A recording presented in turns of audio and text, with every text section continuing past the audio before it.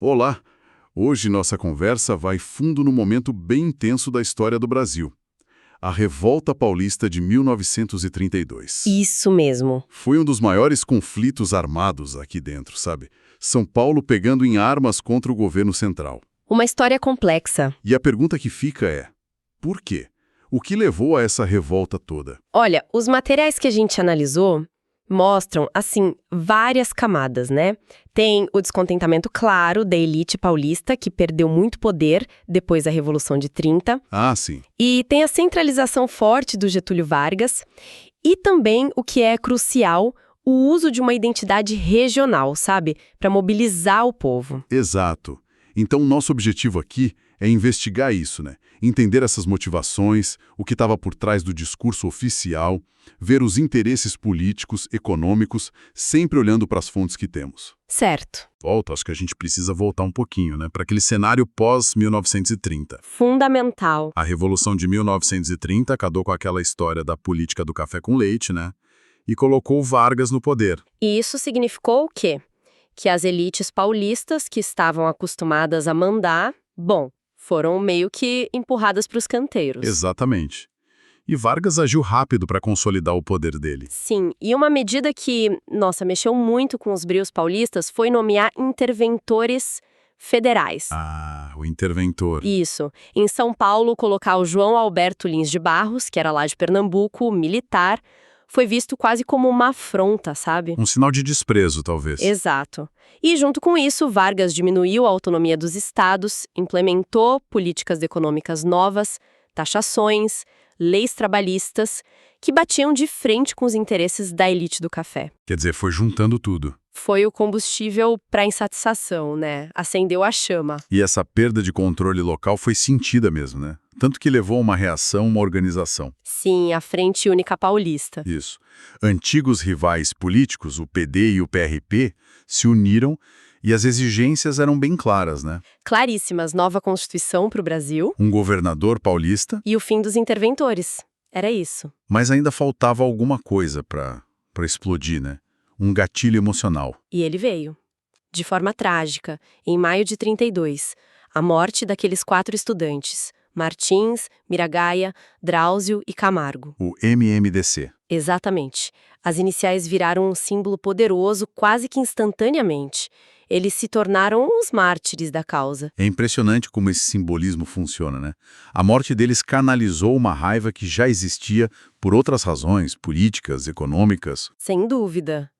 Juntou essa comoção com a articulação da Frente Única e pronto. A coisa explodiu. Em 9 de julho de 1932, São Paulo estava em guerra contra o governo federal.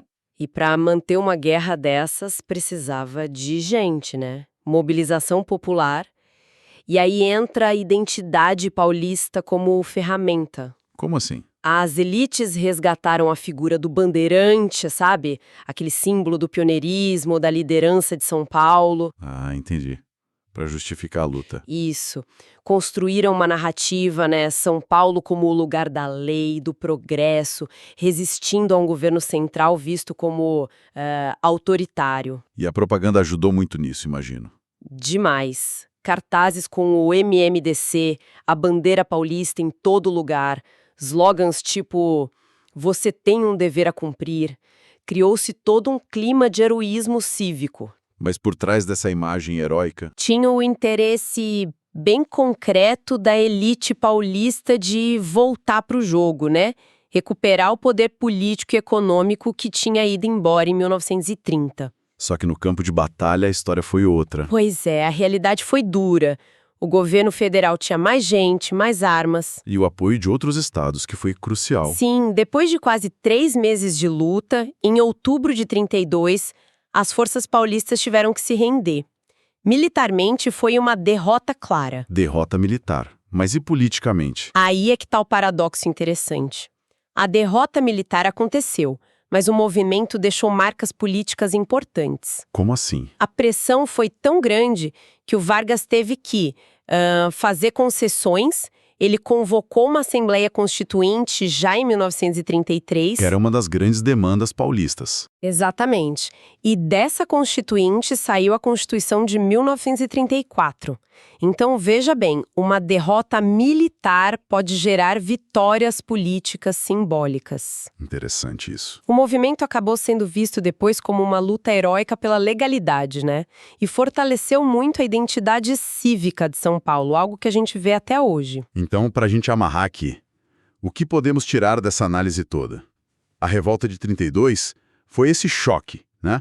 Entre uma elite paulista que se sentiu deixada de lado pelo governo centralizador do Vargas. E as novas forças que surgiram em 1930. E vimos como usaram a identidade regional, o heroísmo, para mobilizar as pessoas para essa causa. Exatamente. É fundamental notar essa dualidade. Existia, sim, uma busca por constitucionalidade, por limites ao poder central, isso é legítimo. Mas era também, e não dá para negar, uma reação de uma elite poderosa que não queria aceitar um papel secundário no país. E isso nos leva a uma reflexão final, né? Baseada um pouco no que as fontes sugerem. Aquele discurso todo das elites paulistas em 32, focado na defesa da Constituição, era um ideal democrático genuíno? Ou foi, talvez, principalmente uma estratégia bem pensada para tentar recuperar o poder político e econômico que tinha escapado? Fica a pergunta, né? Para a gente continuar pensando em como a história é contada. E por quem?